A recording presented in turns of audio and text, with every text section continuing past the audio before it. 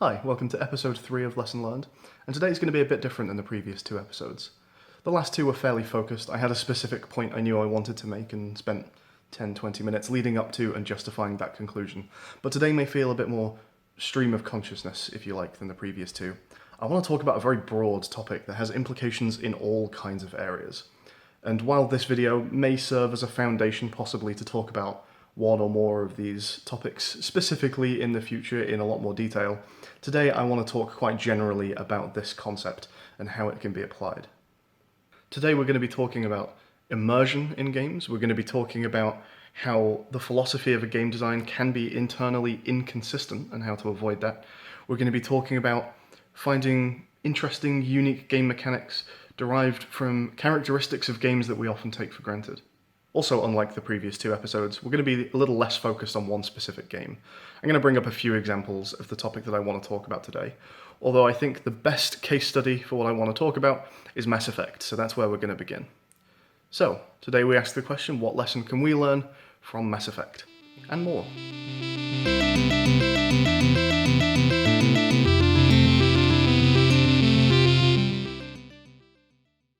Now, before we dive into Mass Effect, I should talk about our topic of the day. This episode, I will be discussing external versus internal justification. Fiction exists at 2 levels, which at the risk of stating the obvious, I will explain as briefly as possible. There is the internal, the things that exist within the fictional world. Dialogue, story, setting, these are all internal. And there is the external level, which is, well, everything else. To experience art, to play a game, you have to watch a screen. To listen, you have to make inputs. And that's occurring externally of the fictional world.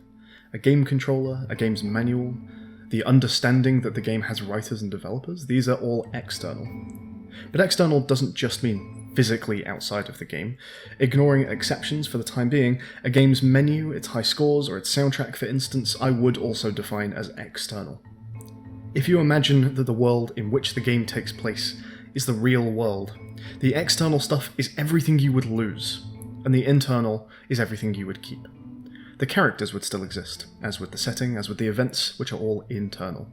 But there would no longer be a player, or a game developer, or the option to save, hence these are external. Now, as with most things, there are exceptions to all of this. One exception is that some things blur the line between what is external or internal. For example, a fourth wall break by a character.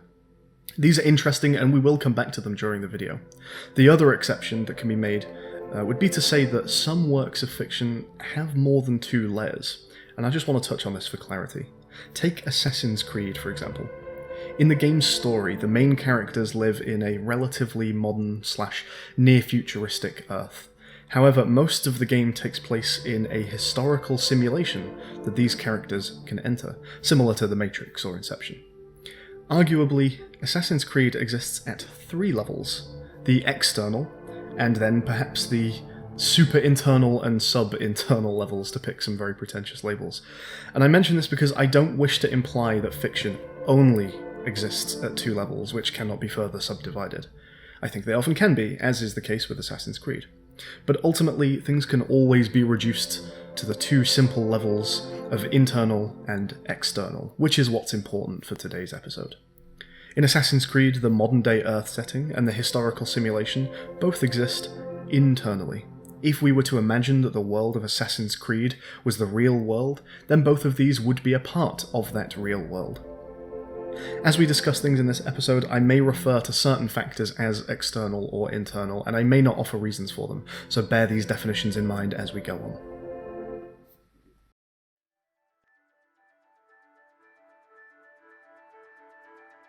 Mass Effect is an RPG by the developer BioWare. It sees the player on a grand spacefaring adventure in which they can make decisions that affect the direction of the story. Mass Effect showcases many mechanics typical of BioWare games, including a binary moral system. Sometimes when the player makes a dialogue choice, or takes an optional action that could be deemed morally virtuous, or morally bankrupt, the game will give recognition by awarding good or evil points, known in Mass Effect as Paragon and Renegade scores. And as you play Mass Effect, you'll find new options opening up to you that are exclusive to players who've reached some requisite level of Paragon or Renegade. Now, I've enjoyed the two Mass Effect titles that I've had the opportunity to play. I think they're well-written games, but the binary moral system has always really bothered me. I could spend an entire video talking about the problems with it, which I almost did. That was the original plan for this video, but I've had a change of heart and there's one angle here that I want to tackle that I find particularly interesting. Mass Effect goes further than just recognizing when your actions are moral or immoral. It takes the natural next step that a game which considers morality in its writing and mechanics might take, and that is presenting the player with moral quandaries. I think moral quandaries in games are fascinating. Games are usually about challenging your ability to play them, be it your reactions, your puzzle solving, strategy, precision. But moral quandaries in games are quite unique. The game is challenging your worldview, it's challenging your notions of something as fundamental as right or wrong. Your views on morality are a constant guide to how you interact with other people in life, so for a game to call that essential part of your nature into question, that's powerful. If I play Mario, I come away from it with an ability to play Mario challenged, and probably improved. My Mario abilities, though, don't transfer to much else in life, except perhaps my ability to play other platforming games. But it's not unreasonable to say that playing a game that presents an interesting moral quandary could leave you coming away with new or changed opinions on your personal philosophies. It's possible for any work of fiction, games included, to turn the needle of your moral compass, as it were. That's a profound and exciting thing for a game to do. And the writers of Mass Effect agree with me, because they do it, and they often do it well. Let's take a look at an example. In Mass Effect 2, half of a sentient AI race called the Geth turn into a violent and heretical faction due to a malicious virus. Over time, the virus will change us, make us conclude that worshipping the old machines is correct. Later on, the player is put in a position where they're capable of stopping this faction once and for all. But as is the way of moral dilemmas, there are two ways of going about this. You can simply kill these Geth, or you can repurpose the virus to brainwash the separatist Geth. However, this won't just affect the heretics. Once they return to us and upload their memories, we will share their experience of being altered. We cannot predict what the effects will be. There you go, a true moral dilemma. I'm glossing over some details, but in essence, do you kill half a population who are coerced into violence not of their will? Or brainwash an entire species to correct the dysfunctional beliefs that only half of them hold? This moment in Mass Effect had me stopped and thinking longer than any other. I must have paused here for 10 minutes or more in silence, just trying to weigh up what my answer to this dilemma would be. It's a great thought experiment. So, surely I love the moral quandaries in Mass Effect. No, I hate them. Or at least I hate the way the game treats them. See, moral quandaries are internal, they're part of the story conflict. But if you were one step ahead of me earlier, you may have noted that Paragon and Renegade points are external consequences, and that changes everything. As we'll see, it creates a paradox. Paragon and Renegade points are assigned by the writer of the game. The assessment of your character's moral or immoral actions are being weighed up against the moral opinions of the game's developer, and that's all kinds of wrong. Some reasons I won't even get into, but for one, it trivializes the inherently difficult and unsolved nature of moral quandaries. Also, it's frustrating if your answer to the quandary disagrees with that of the writer, and you receive Renegade points for an action that you consider to be the most moral, or vice versa.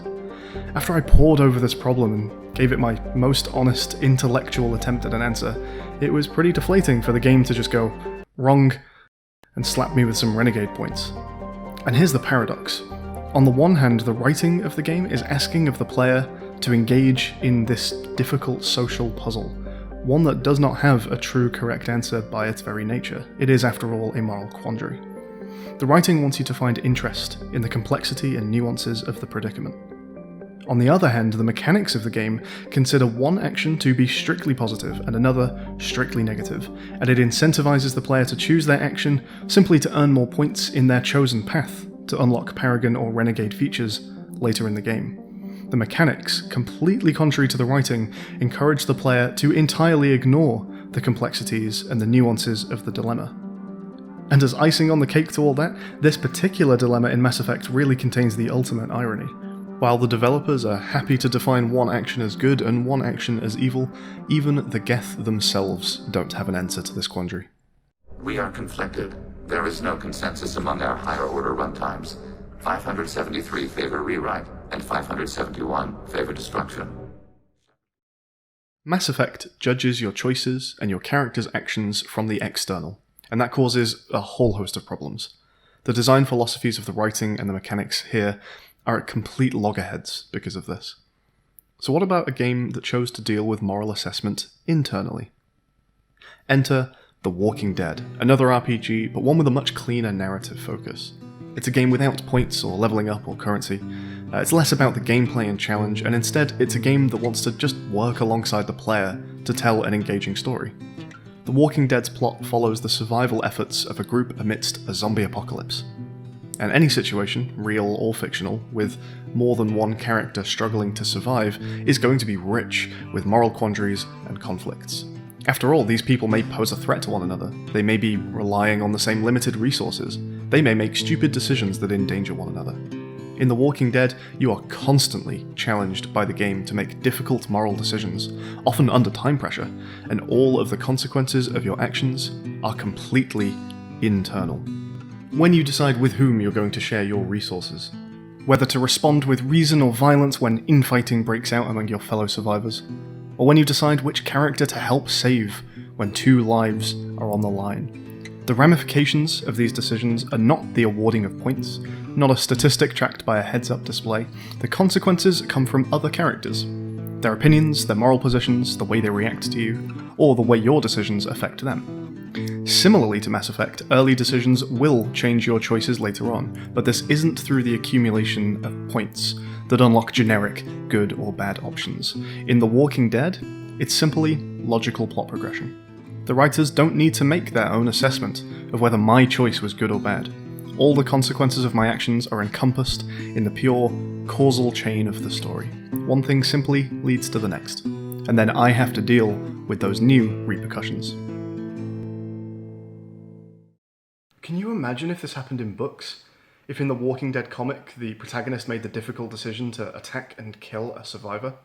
Or I guess ex-survivor would be more appropriate. And that was immediately followed by an author's note saying, "But this is morally wrong. Being endangered is never enough reason to kill someone." I don't care what your moral opinions are as an author. It's completely irrelevant to me engaging with your story and your characters. And yet, this is what Mass Effect is doing. I don't want to think of the story as a work of fiction with an author. I want to project myself into the story, to experience this fantasy universe on its own terms, as if this was a real world. And that's the big difference between disagreeing with a writer and disagreeing with a writer's character, which on the surface may not sound like they're really that different. If this fantasy universe was real, I'd expect to come into conflict with other agents over moral disagreement. That's what happens in the real world. And it's part of what makes the story engaging, because it speaks to us at an emotional level. It plays on our senses of fairness and empathy, loyalty, responsibility, our desire to be good people, or to take actions against those who are not. It's drama and tension at its finest. When I disagree with a character in a game, I have a hope of influencing that character to change their mind, or to defy that character's will, or not. We're on equal footing in the sense that our internal assessments are both subjective. And I use subjective here to mean contingent on a mind. Whatever happens, their disagreement with me is just another plot point in a story that unfolds. But because Paragon and Renegade points are an external assessment of my action in the game, my action has become objectively correct or incorrect with respect to the game. If my decision is considered Renegade, then that's it. It is Renegade. End of discussion. It begs the question, why even bother having the moral quandary in the first place? How would we fix this? What would Mass Effect look like if morals were internally assessed? Your character in Mass Effect and their crew operate as a task force of the Citadel Council. To internally justify morality points, perhaps it would be the Council who award their officers with recognition of good or bad action. No longer would Paragon and Renegade points be something awarded to you, the player, which wouldn't really exist in the world of Mass Effect were it to be a real place. Instead, these would exist, seen in the world almost like qualifications or medals for good actions, or kind of like points on a driver's license for bad actions. If you wanted to, you could remove the gamey quality of a numerical points score by translating your Paragon or Renegade instead to promotion or demotion through ranks. And I mentioned medals for good actions and license points for bad actions, but now what do I even mean by good actions and bad actions? No longer is that a reflection of whether the writer agrees with your morals, which is completely arbitrary with respect to the game's story, but now it's a reflection of whether your actions are in line with the Citadel Council's politics and agenda, who sent you on the mission in the first place. See, things are sounding more interesting already, because this opens up new story opportunities. Because what if you disagree with the assessment? Now, that's not just an annoyance with the game's scoring system anymore, now it's a character conflict, where you think the Council are acting immorally. I can envision a game where the Council starts off seemingly benevolent, acting in the best interest of everyone, but as the game progresses, perhaps there's a moral quandary where the Council's opinion on what constitutes Paragon or Renegade feels a little off. It's hard to really say since it's morally ambiguous, but their decision feels like they've perhaps got things the wrong way round. And then this only becomes clearer and clearer as time goes on, where their idea of Paragon becomes increasingly malicious. This could leave players who've been trying to play a Paragon character with a difficult and interesting decision. Do you continue to trust that, although their strategy may start to feel questionable, the Council's resources are still the most likely way to win the war, and therefore you should stay on their side? Or do you defect and explicitly work against the Council's orders, not caring about how many Renegade points they give you, or even becoming a fugitive when they demand that your Renegade score is so high that you have to step down from the mission? Over the course of Mass Effect, you already have interactions with the Council. Wouldn't it be interesting to challenge them on their awarding of Renegade points to you that you found unfair? These points that you may only have originally thought of as the game's scoring system, you may suddenly realise are very relevant to the political landscape of the game. How often in games do you get the opportunity to question the game's scoring system? Wouldn't that be a cool moment in an RPG, where you get to debate and present an argument for why you shouldn't have received negative points for your actions? Now, I don't want this to come across like I'm saying, I think I can write a better story than Mass Effect. I don't. And that's not the point. What I am saying is that internally justifying Paragon and Renegade actions affords new opportunities that are vastly more interesting than just awarding blue or red points for a morally grey dilemma. Beyond this door, the rating system will be turned on. It will monitor your playstyle and reward your progress. I could make an entire video talking about point systems in games, so I'm not going to spend too much longer on it here, but I do want to briefly mention one other game, this time a game that uses a much more common and traditional point reward scoring system as opposed to a morality system. This is Hitman Absolution, which does something kind of novel with its point system. In most games with points, you're awarded these small and frequent boosts to your total score based on positive actions that you take or progress that you make. In Hitman Absolution, however, you're awarded negative points for some of your moment-to-moment interactions with the game, and then larger bulk rewards for completing some of the game's main objectives. And it's easy to trace back where this design decision has come from. In Hitman, you play as the stealthy, silent assassin, and a lot of the challenge comes from not doing certain things. The idea is to infiltrate, complete your objectives, and get out without leaving traces that you've been there, without killing enemies or being spotted, or at worst, causing harm to civilians. So in theory, I get it. I can see why it makes sense to have a big points award for completing your main objectives, but these small deductions for doing messy things along the way, like having an alarm be raised, or kill an enemy that wasn't necessary to your goal. But in practice, I really don't think it works. Being awarded negative points like this, I think has a negative psychological effect associated with it. I think it takes some of the fun out of encountering enemies and makes interactions with them frustrating. Just like Mass Effect, this is the developer telling me that I've done something wrong. This is external. By the game's standards, the action that I've just taken is objectively incorrect. And I'm going to ask a similar question to Mass Effect. What makes negative points frustrating where internal consequences wouldn't be? If I'm spotted by a guard and the alarm goes off and my disguise is blown, all of the repercussions of the action I took just get rolled up into the overall challenge of the game. If the playstyle I want to go with is to head in all guns blazing, the resistance that I meet from enemies and the combat I have to engage in is just a consequence of my action. I'm not being told that the very playstyle I have chosen is invalid. And again, like Mass Effect, I think Hitman Absolution is the author of its own irony. One of the big marketing points for this game, one of its selling points, was the breadth of choice that you had, the many ways you can go about completing any of the objectives in the game. Adapt as the world reacts. Use your instinct. Experiment. Switch tactics. Improvisation is your deadliest weapon. Use it, and you'll never fail.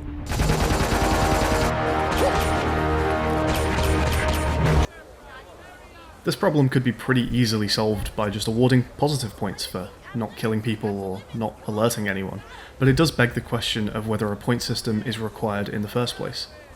Hitman Absolution is the 5th game in its series, and none of the previous 4 award points for your actions, and I think they work great. When I go and play those games, I don't miss it.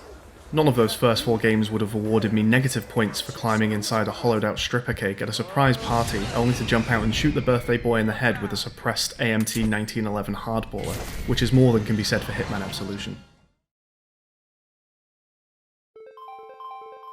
Let's move on from some of the potential downsides of externally justified mechanics, and talk about some of the fun things that could be derived from internally justifying things. Here we have Rogue Legacy, which as the name might imply is a roguelike, and one of the main features of a roguelike is permanent death. You make a run with your character, a relatively short run that might be from, half an hour to a couple of hours, and then that character dies, and you make a new run from the very beginning of the game. Now many roguelikes, for example The Binding of Isaac, make no attempt to internally justify why you can make a new run. It's just a game, and you can make a new run whenever you want, playing as the same character who died in your previous run. And that's fine, we understand that it's a game and sometimes that's just a necessary part of playing a game. But Rogue Legacy does decide to do something a little more interesting with that, and tries to internally justify why you can make a new run, despite the fact that your character died in your previous run. When you make your next Rogue Legacy run, you are offered 3 different characters, which are randomized with various classes and traits. And in the story of the game, these 3 characters that you can choose from are the offspring of the character that your previous run was made with. Now, there's not too much to talk about here really, because Rogue Legacy doesn't have any kind of game mechanic that hinges on this family tree framing device, but the idea I do want to bring up is that internal justification can make your game just a little more immersive. Anytime the player encounters something that is clearly external of your game world, there is a danger of some immersion breaking. Now the effect of that could be negligible, or it could be significant, and a lot of that depends on what the external thing is, and also what the game is. For a game where immersion really isn't part of the equation, it's probably not going to matter. When I play Isaac, I certainly don't care that each run that I make, I'm just playing as Isaac again. I'm not projecting myself into that world, it's just a fun roguelike game. But you probably wouldn't want to be giving your player some sort of tooltip at a dramatic point of a narrative game that is supposed to be emotionally engaging.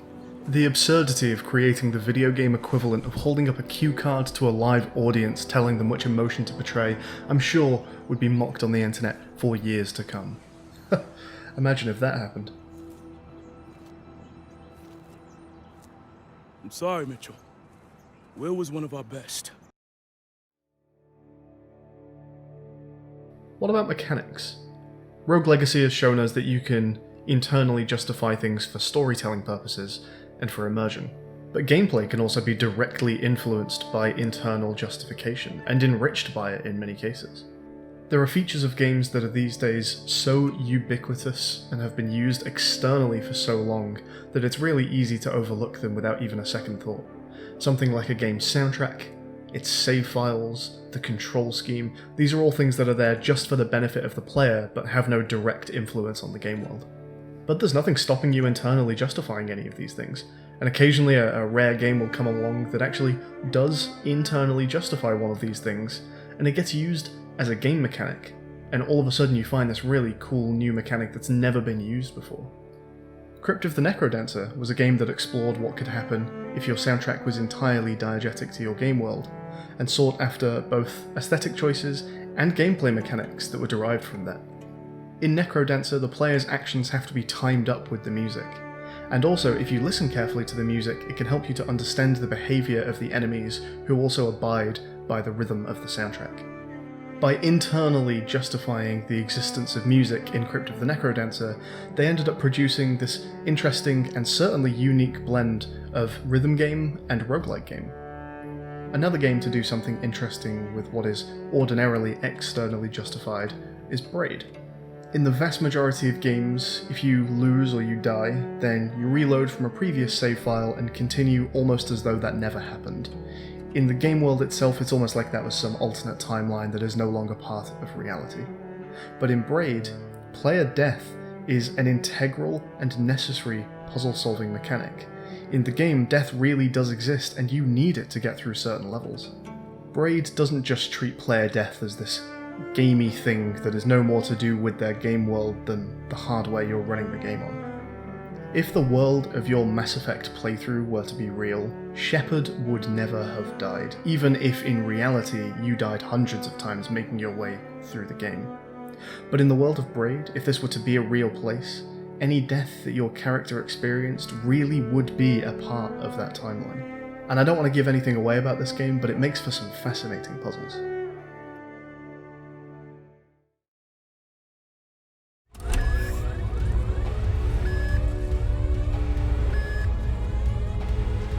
Apparently this space station has a labyrinth on it.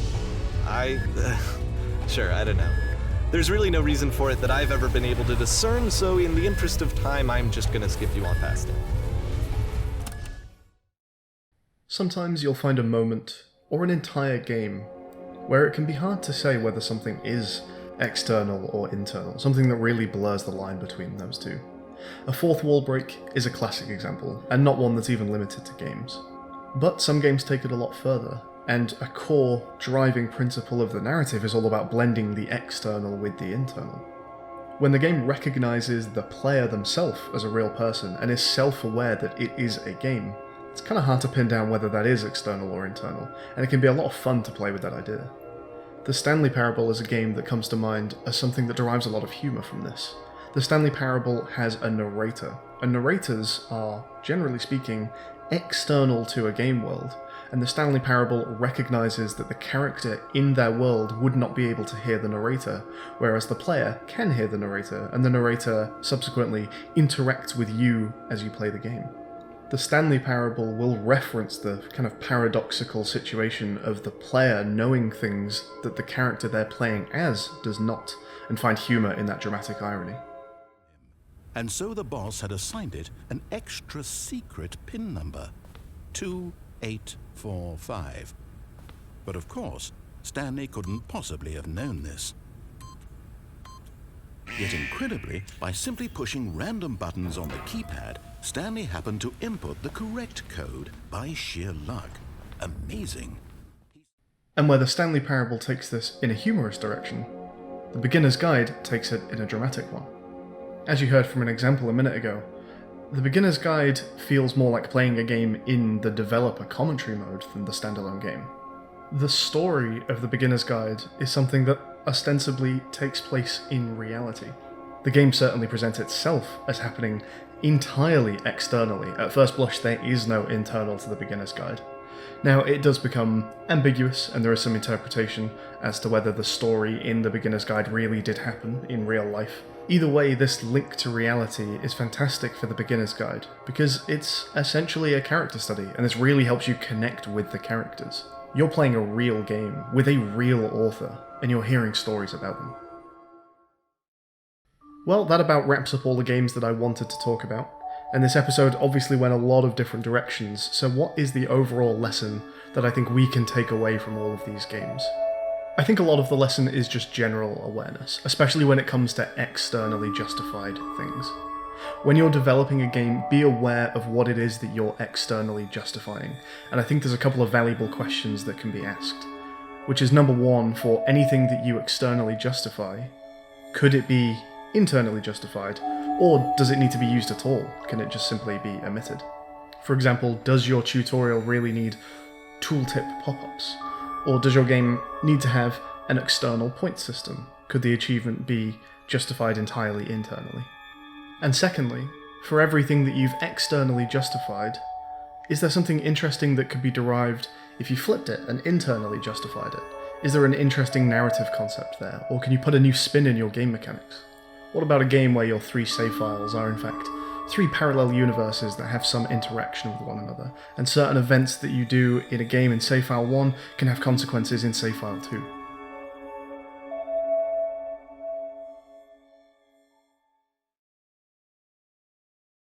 Personally, I think as a general rule, especially for games that are about immersion, the fewer external things, the better. Because you don't want the aspects of your game distracting the player from its world. You want your game to be its world, and you want the player right there with it.